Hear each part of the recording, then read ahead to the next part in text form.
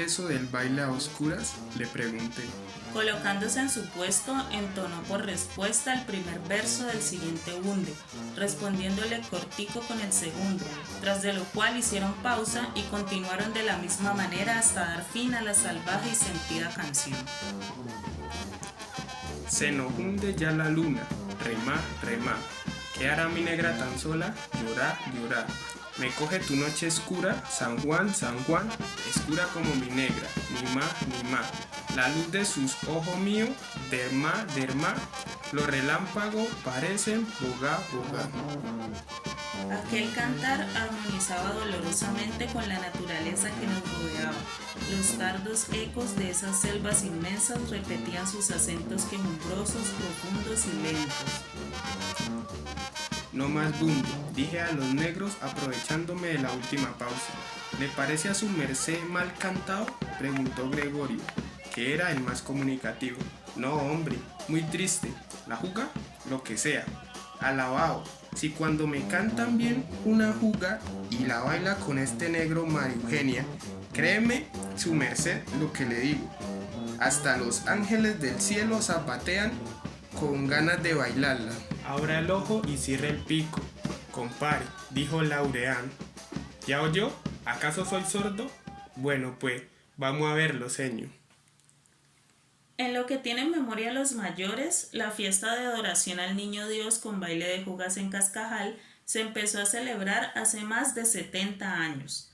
Algunos recuerdan que las primeras fiestas en las que participaron, iniciando el siglo XX, fueron organizadas por la señorita Lucía, la hija de don Luis Guerrero, que vivía en el estanco. Había pastoras, gitanas e indias con pelo corto. Traían al Niño Dios desde el hormiguero hasta la primera capilla de Cascajal, ubicada en el sector de Cafetalito.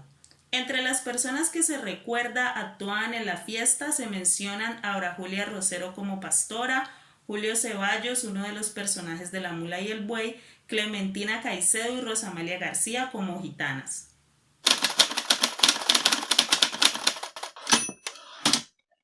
Algunas publicaciones indican que el área correspondiente a la vereda Cascajal, ubicada en la franja izquierda del río Cauca, se encontraba entre los años 1500 y 1600, momento del arribo de los españoles, ocupada por indígenas. Para varios autores, los residentes de Cascajal serían los indios liles. Sin embargo, una revisión del empoderamiento de 1552 da a entender que, de constituir los liles los ocupantes originales de Cascajal, se trataría de uno ubicado en la franja del río Lili, un grupo diferente al conocido como Lile Mayor del cacique Petecuy, ubicado hacia la parte montañosa. En el pleito entre Manuel de la Puente y Manuel Caicedo y Tenorio sobre la propiedad de tierras pertenecientes a la hacienda Cañas Gordas, pleito que tuvo lugar del 14 de abril de 1764 al 18 de septiembre de 1766, se afirma que esta hacienda comprendía los terrenos poblados por los indios del pueblo Lile. Pese a ello, el grupo conocido como Lile Menor no figura en el empoderamiento de 1552 y tampoco en la tasación o estimación de 1559. Los guaales, correspondientes a pueblos gobernados por caciques como Ponde, Zeta, Mónaco y Chichino, son los que conforme al empoderamiento de 1552 se encontraban residiendo en el sur de Cali, en las ciénagas y en las islas que formaba el río Cauca, en el sector meridional del distrito. Algunos de esos pueblos o cacicazgos de los indios guaales se ubican en los territorios enmarcados entre los ríos Lili y Jamundí y entre la margen izquierda del río Cauca y el sendero que de Cali conducía al paso de la balsa.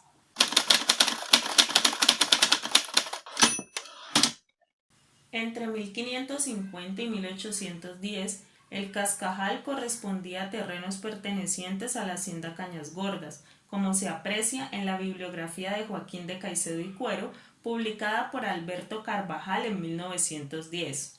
De tal padre, tal hijo. Sabido es que don Manuel pasaba con su familia la mayor parte del año en su hacienda de Cañas Gordas, distante 2 leguas hacia el sur de la ciudad y que entonces era la más rica, más grande y más productiva del valle. Situada en la banda occidental del río Cauca, su territorio se extendía desde el zigzag azul de los farallones hasta la ribera del río, que como una cinta metálica paseaba por el valle la mole de sus aguas, y de las cristalinas ondas del Lili hasta las hoy turbias corrientes del Jamundí, en una extensión de más de 5 kilómetros de sur a norte y de varias leguas de oriente a poniente. Además de la casa principal, la hacienda de Cañas Gordas tenía otras casas referidas como casas de potrero, entre las cuales figuraban la casa de la Viga y la de Pance, ambas fundamentales, aunque en particular la primera en la historia de Cascajal.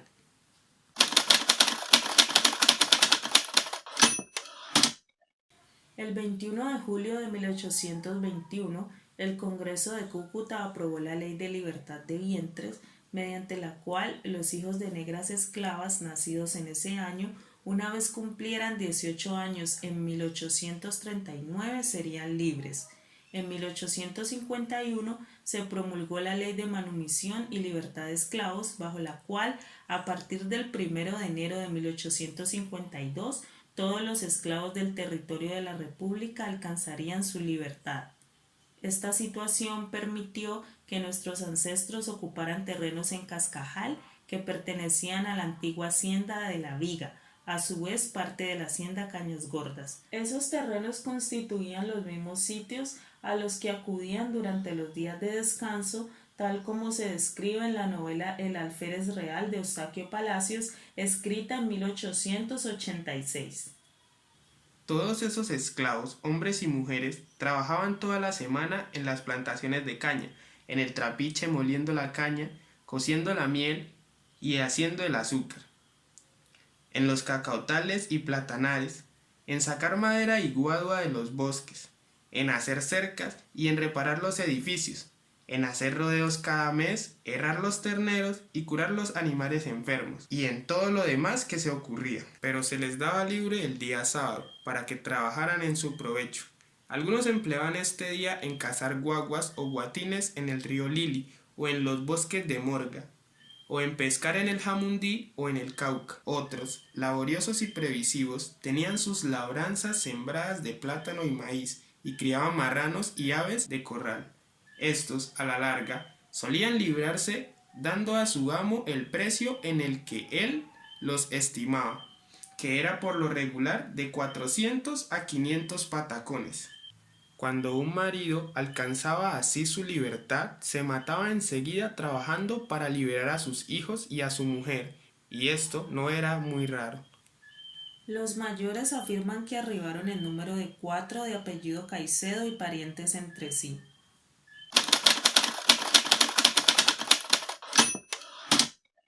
Hasta el presente arrastramos mitos que se asemejan a escenas de la colonia descritas en el Alférez Real. Ese toro, dijo el tío Luciano, no podrá ir si no es a 4 sogas, si es que va. Pero puedo enlazarlo ahora, insistió el mozo, para dejarlo atado al bramadero mientras el patrón busca a otros vaqueros. Haz la prueba, dijo el tío Luciano, sonriéndose. El toro estaba, como hemos dicho, afuera del corral en medio de las vacas, al parecer tranquilo, que haber estado solo habría partido contra la gente que lo veía cerca. El mozo desenrolló su soga y se puso a una distancia regular. El toro estaba de pie, con la cabeza más baja que el lomo, sin ver nada ni a nadie al parecer. El mozo desenrolló su soga y se puso a una distancia regular. El toro estaba de pie, con la cabeza más baja que el lomo, sin ver nada ni a nadie al parecer, como si todo cuanto le rodeaba le inspira supremo desdén. Cuando el mozo comenzó a hacer girar sobre su cabeza la gruesa soga, los demás vaqueros apercibieron las suyas para darle auxilio. Después de dar muchas vueltas en el aire con el brazo abierto, lo lanzó a la cabeza del toro, lo enlazó de los cuernos y templó la soga. Apenas sintió el toro el lazo en sus cuernos, sacudió la cabeza, dio una estampida, volvió frente a Morga y salió al escape. El mozo plantó su caballo de frente, le templó la rienda y esperó el estirón. Fue cosa de un momento.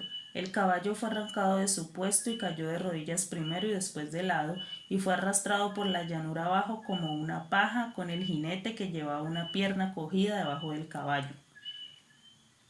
El toro corría al simple trote con el mayor desembarazo, como si no llevara en rastra peso alguno, al escape. El mozo plantó su caballo de frente, le templó la rienda y esperó el estirón. Fue cosa de un momento. El caballo fue arrancado de su puesto y cayó de rodillas primero y después de lado, y fue arrastrado por la llanura abajo como una paja, con el jinete. Los demás vaqueros volaron a enlazarlo, pero cuando estuvieron cerca, ya Fermín, viendo que el jinete se rompía la pierna en un montón de piedras por sobre el cual lo arrastraba el toro, había cortado la soga, y el toro seguía al trote corto sobre la llanura abajo, con arrogante majestad, en busca de su dehesa, sin parecer notar que ya no llevaba peso alguno en rastra. La historia que conozco yo de la laguna de la vaquita, como le llaman ellos, es porque un tío me la contó, que cuando él estaba pequeño se iba con el padrino a arreglar cercos allá a un potrero que era de los borreros. Y había una laguna muy grande, entonces los trabajadores en las tardes iban a apartar el ganado, pues las de ordeñar. Y un día se le apareció una vaquita, le dicen vaquita porque era pequeñita, más pequeña que todas las otras. Entonces el señor dijo, esta vaca se le está comiendo el pasto a las vacas del patrón. Ahí mismo tiró a enlazarla para sacarla y la enlazó. Y la vaquita ahí mismo corrió y no corría sino en dirección a la laguna. Y no la pudo detener. Pero entonces un compañero ágil también cogió la peinilla y cortó el rejo en que la llevaba enlazada. La vaquita llegó a la laguna, se metió al agua y la vaquita se perdió. Entonces el padrino, que se llamaba Luis Ceballos, le dijo a mi tío, es que esta laguna está encantada. Y por eso inmediatamente que se le acercaban, ella se iba llenando de ese buchón, de esa lechuga. Eso es lo que yo sé de la laguna de la vaquita y yo a él le creí.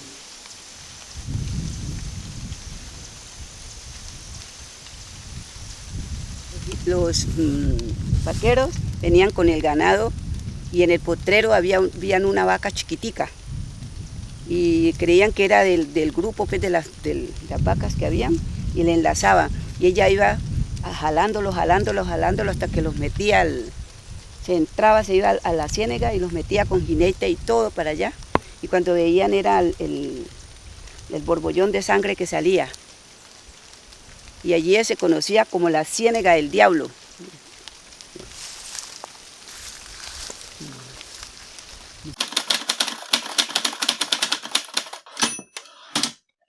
La llegada temprana de nuestros antepasados a la vereda Cascajal al obtener su libertad en Cañas Gordas se constata a través de la revisión de escrituras públicas suscritas a finales del siglo XIX. La comunidad se organizó en torno al camino que une el punto conocido como La Viga y la actual cabecera del corregimiento El Hormiguero. Este camino comunica la vía a Puerto Tejada con la carretera panamericana. Hacia 1912, Cascajal conformaba uno entre los 14 corregimientos con los que contaba Cali. Los habitantes de Cascajal podían comerciar los productos de sus fincas en la ciudad de Cali, haciendo uso del embarcadero en Hormiguero, localizado sobre el río Cauca desde finales del siglo XIX. El camino que une La Viga en el kilómetro 15 y que conduce al punto conocido como El Hormiguero constituía casi hasta mediados de los años 50 la principal forma de comunicación de Cali con el departamento del Cauca y el sur del país. Para ello se utilizaba el paso El Hormiguero, cruzando el río Cauca en canoas o en lo que denominaban la barca. al inaugurarse en 1946 el primer puente sobre el río Cauca en El Hormiguero, se utilizó el camino de Cascajal como vía de movilización entre Cali y el municipio de Puerto Tejada y en general el sur del país. En el mapa de una parte de la provincia de Cauca y Buenaventura, elaborado por el ingeniero Agustín Codazzi en 1855, el sitio donde hoy estaría situado el Paso de El Hormiguero es denominado Paso Cifuentes. Con la inauguración en 1915 de la estación del tren en La Viga, los residentes de Cascajal pasaron a utilizar ese medio de transporte. Posteriormente, con la construcción de las estaciones en Jamundí, Santander de Quilichao Timba, 1927, el tren ya les permitía desplazarse al sur del país con mayor facilidad. La ubicación estratégica en torno a la vía principal de Cascajal permitió a nuestros antepasados establecer lazos estrechos sociales, económicos y culturales con los moradores de los municipios en el norte del Cauca. Así se constata en el cruce de correspondencia de comienzos de los años 90. Santander, octubre 5, 1931. Señora doña Ernestina Rosero, Cascajal, mi siempre recordada amiga. En contestación a la suya, les dirijo estas 4 letras con el fin de presentarles mi cordial saludo, en unión a los suyos, deseando gozan de buena salud. Les dice a sus tías que supe que mi tía Rosa no está muy bien. Yo cada 8 días pregunto por ella a los que vienen de allá. Firma Mercedes González. La primera escuela de Cascajal se ubicó en predios de la Hacienda El Carmen y funcionaba en un local tomado en arriendo por el cual en 1919 se cancelaban 7 pesos mensuales. En San Bartolo funcionó la primera inspección de policía de Cascajal, ejerciendo como primer inspector el señor Abel Lazo. Solo había un policía, el señor Secundino Mayamo. En 1964, mediante el Acuerdo 049, se creó el corregimiento El Hormiguero. En ese momento, Cascajal pasó a conformar una de sus 4 veredas, junto al Hormiguero, Cauca Viejo y Morga.